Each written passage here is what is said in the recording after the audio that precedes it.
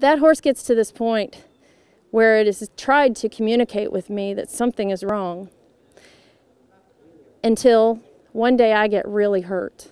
And at that point, my husband says, that horse is gone, because I'm in the hospital. She's reared up, fallen on top of me. A couple other people saw the horse on the trail ride, and they decided, you know, that's a bad horse. Everybody has got this idea that this horse is the stupid horse at this point. She gets shuffled on down the road at an auction.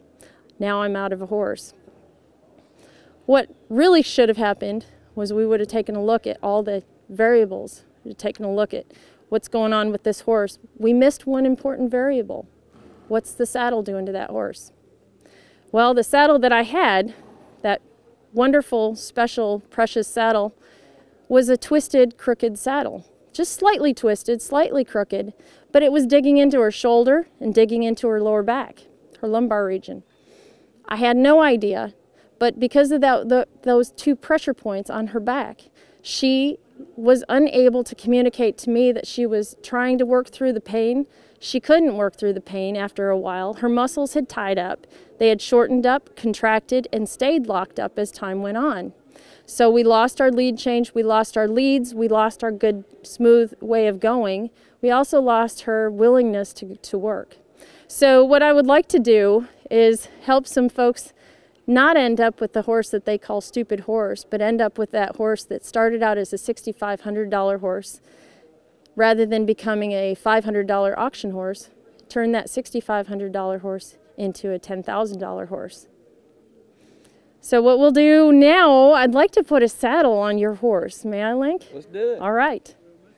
What saddle do you normally use on this horse? This one right here. This is my personal saddle, and I only use that for my horse. And I just want to have it checked and make sure it does fit him, or if I need to get a new one. Okay, so what we'll do is we'll put that saddle on your horse. We'll see if that is a good, relatively good fit. If we find that it's not, what we'll do is we'll draw from these other saddles that friends and family have brought over to us, and we'll try to find the best fit for your horse and you. Sounds good to me.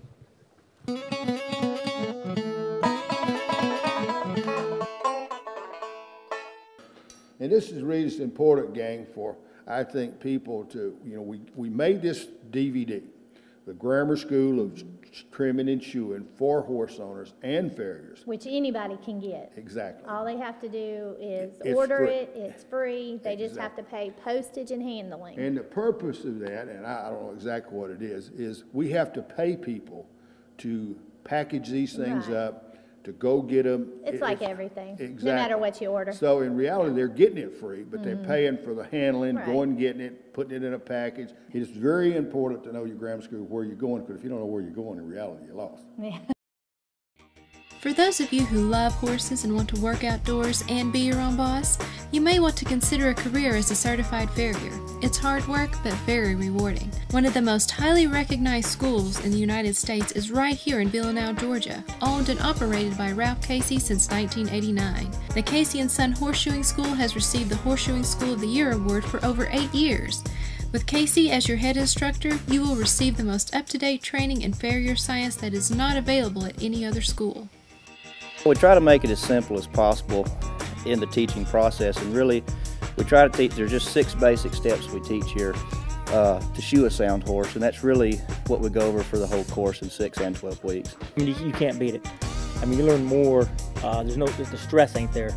They let you go at your own pace, and if you need extra attention, they give it to you. Looked up a couple of schools in this area, and this was the best one, because I think doing everything practical helps you do more than, you know, sitting in the class just looking at books the whole time. Everyone's nice, made you feel right at home even when you came to visit, as well as your first day here and on, and really enjoyed my time here so far. Well, I first started looking for a school. I was looking on the internet. It's where I found the school, and from my opinion, it's the best one in the country, so that's why I came here.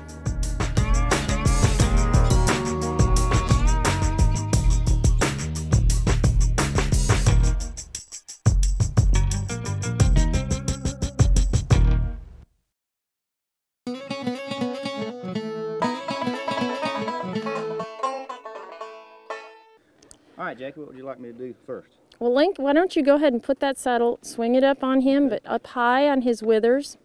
Right in there? You got it. Okay. Now, as you take this saddle, you're not going to obviously ride with the saddle up there. So what we're going to do is look for a sweet spot on this horse's back where this saddle will rest. And that's typically where the saddle's going to go as you're riding. Okay. Just by moving it back and forth? Just slide it back and look for a nice sweet spot. Now, is there a feel that it's supposed to have, or is it just the way it looks on the horse, or what are you really looking for as in sweet spot? A sweet spot will be that place where the saddle will just naturally go to it. And that's going to be only with a saddle that fits relatively well on a horse. If you don't find a sweet spot or that place where it just naturally goes, and I can see you just found it. Okay, that feels pretty good. It's not just, feels like a tennis shoe sitting on there pretty good. Exactly. Okay. So once you've found that sweet spot, we're going to take a look at a few different characteristics of this saddle on this horse's back. What we want to do is make sure that that structure that the saddle is made on, the tree, which is a rigid structure, is relatively molded to this horse's contoured back. Okay. We also want to make sure that we understand you're a moving entity on top of this horse. The horse is a moving entity below the saddle, but the saddle is a fixed object on this. So what we want to make sure to see is that this saddle fits not only the horse, but it also fits you. If the way you're riding is a little bit forward or back or compensating a little crooked right to left, then that will encourage your horse to move a little bit differently as well. Do you ever notice your horse a little bit sore? He's never really been sore with this particular saddle. Every once in a while, if I ride him real hard or during long periods of time over a few weeks, he may get a little tender in his up in his wither region. Okay.